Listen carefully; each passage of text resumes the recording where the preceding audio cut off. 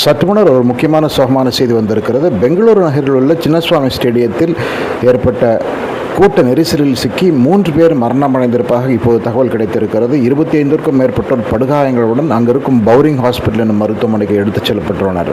நேற்று நடந்த IPL போட்டியிலே பெங்களூரு அணி ராயல் சேலஞ்சர்ஸ் பெங்களூரு அணி வெற்றி பெற்றிருந்தது. அந்த அணி இன்று ஒரு வெற்றி ஊர்வலத்தை நடத்தியது.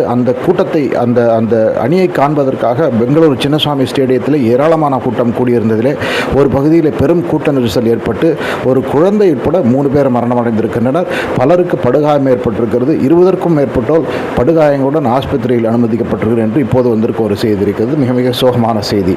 கிரிக்கெட் ஆர்வத்திலே கூட்ட நெரிசல் ஏற்பட்டு மரணங்கள் ஏற்படுவது மிக மிக சோகமான செய்தி. பெங்களூருவில் சின்னசுவாமி ஸ்டேடியத்தில் ஏற்பட்ட கூட்ட நெரிசலில் சற்று முன்னர் 3 மரணம், பலர் படுகாயம் என்பது இப்போது கிடைத்திருக்கும் முக்கிய செய்தி.